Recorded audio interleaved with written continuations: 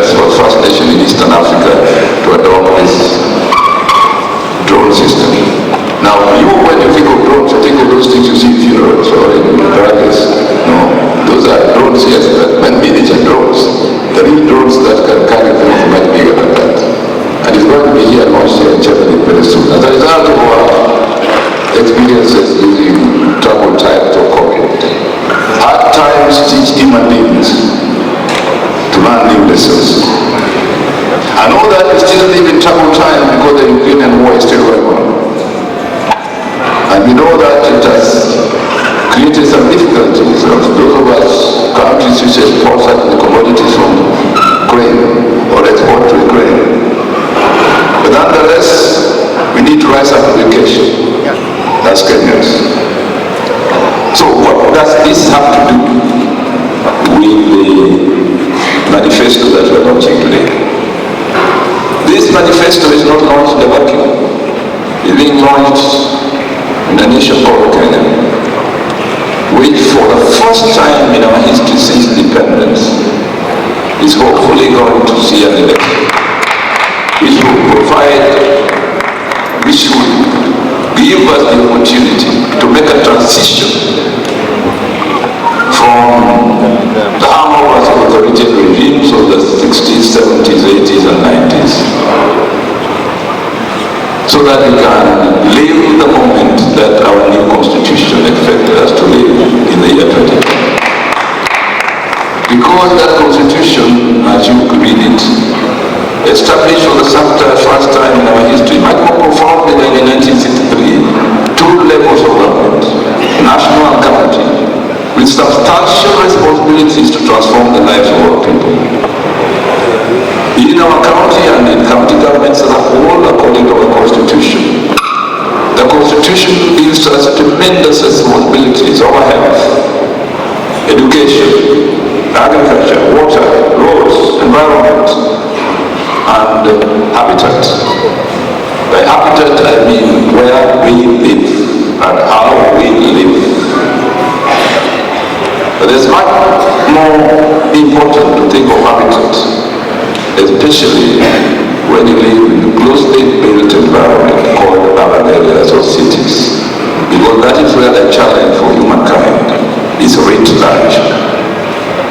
We know from our geography lessons in primary and high school that between human beings and the natural environment there's a very important transaction going on a daily basis, which you never realize. You breathe out carbon dioxide and you breathe in oxygen. Number six,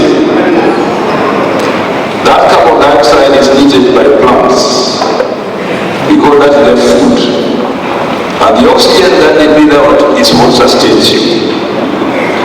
That transaction between us and the environment is threatened by the built environment in urban areas. When concrete houses and concrete roads and streets and so on deprive the plant life of its own sustenance, that is the soil. And therefore there's a scarcity of oxygen in a highly built environment, which is a threat to human life. And we need therefore think of greening our cities and our environment and reducing the concrete that we use in terms of how high our buildings are, how far apart they are. That is called urban planning. In this city, fortunately, we did accomplish what we call Kisumu City Special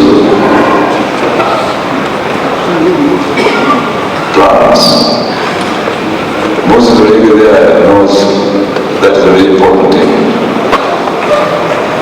Especially the physical plans for governing how to live in a built environment, so as to get good habitat and get a clear balance between us and our sisters and brothers in the natural environment called plants and other living beings.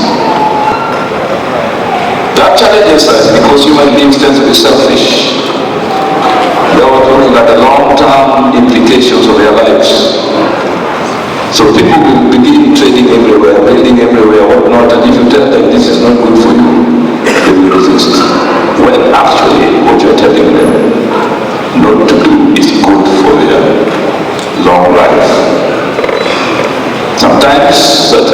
diseases afflict us, and we don't know where they come from.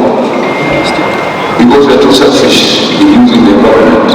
The high incidence of cancer, for example, that is increasing by the day, is because we have abused the environment. We have abused our water resources, we don't keep them clean. We release affluence in our water resources. For example, in Victoria, which was dying. And we just started rehabilitating it with the opening of the port and the draining of the lake, so that we can remove the debris under the lake and make it a healthy environment. Now you can see it becoming blue and blue. And because we did that to the lake also rebelled against us. And you saw it then rose and consumed anything on its shore to the detriment of our interest. I'm saying all this because this is the essence of this manifesto. There are some things that we have done. Yes, we have a product, but that's a foundation. If we don't build on that foundation and expand what we've been doing and make real the aspirations of our first 5 years, then what we've done will come to naught. And therefore I put straight, not the first part which says what we have done. That we have done and you've seen it. Like Othello said when he was about to kill himself in Shakespeare's play Othello, I have done the state of some service and they know it. No more of that. When these tales relate, tell them as they are. Nothing exaggerate. So we have told our tale as they are. We are not exaggerating anything. But we want to build on it for the future. So that it's just not the next 5 years which is important, but the years after that, because even the next 5 years will be a foundation for those who are coming after us. I'm assuming. Huyu jamaa ananifuata kabisa. Na nyinyi mnaniangalia tu.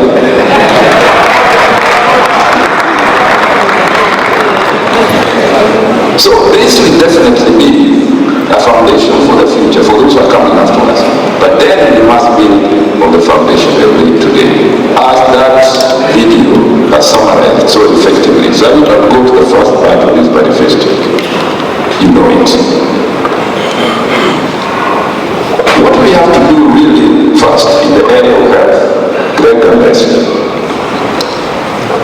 is that lady in that video was talking about Milimani Health Center, Lakeside County Hospital, saying we are happy that this sub-county hospital is as it is today. It is clean, we get services. We are happy to be here, the doctors, the nurses are good.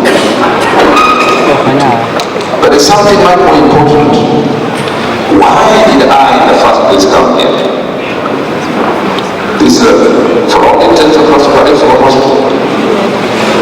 I came here because lower down those other facilities do not offer the kind of services I have here.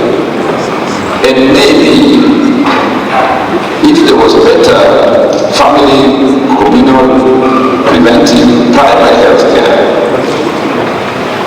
I could easily deliver in a health center and dispensary as a person killer. So the responsibility that we have been given as county government of undertaking and looking after family, primary and community health is very fundamental in the delivery of healthcare. It is the foundation of healthcare delivery. And so we think in Kisumu County that investing in primary healthcare, especially community health workers, not just in terms of their salaries, but in terms of what they know, the services they deliver, and the facilities in which they deliver those services. That is the foundation of a successful healthcare system. And so we must invest effectively in our dispensaries and health centers, family health and community health, preventive health, spend on it, so that places like Lumumba Sub-County Hospital become truly the referral facilities, not facilities that deal with primary health problems that can be dealt with at that That's one of the reason why the First Lady has taken it at her mission to deal with these breast feeding centers, especially working places. Because if a child is not breastfed properly, they will not grow up as proper human beings. Breastfeeding is both nutritional but also psychological. A communication between the child and the mother. I don't know whether you've ever watched a mother breastfeeding. You have watched a mother breastfeeding. You see how much the child concentrates on the breast and how much attention the mother gives the child at that point in time.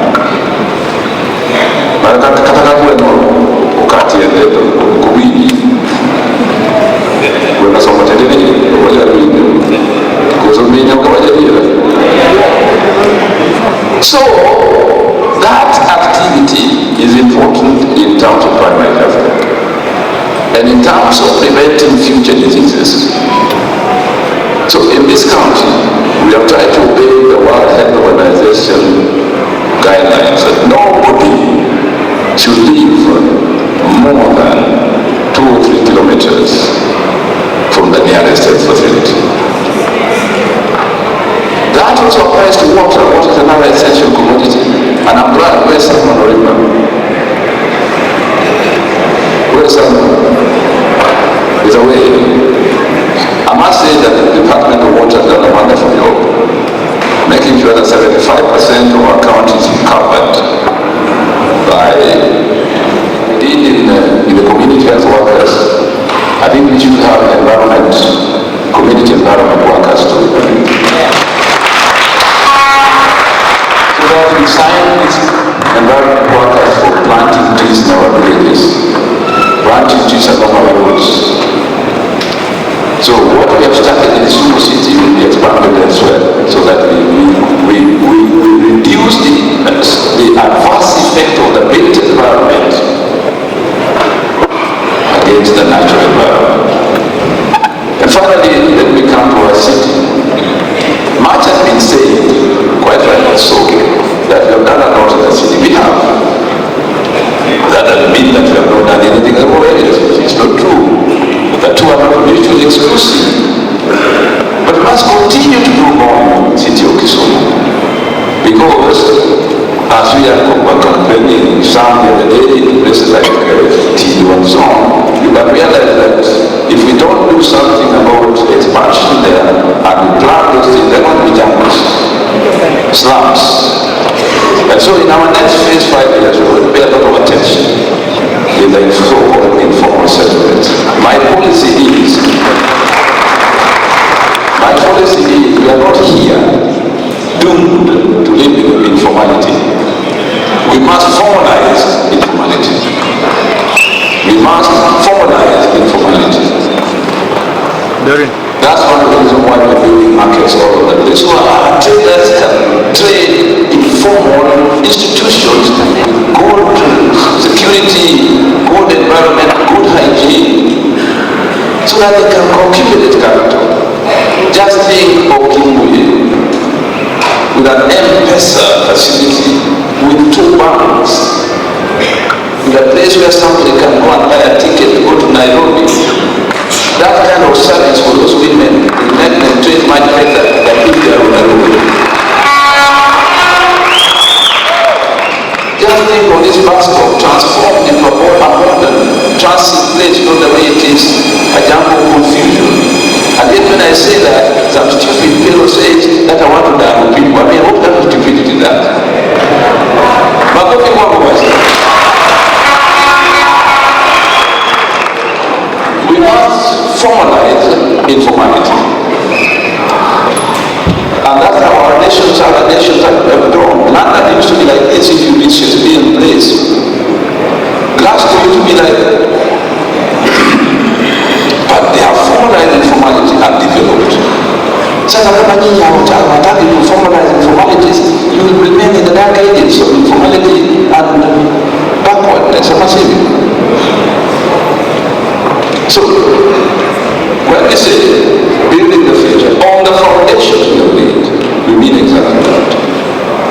development means choosing to go forward. We have chosen to go forward. Kisumu, fast forward.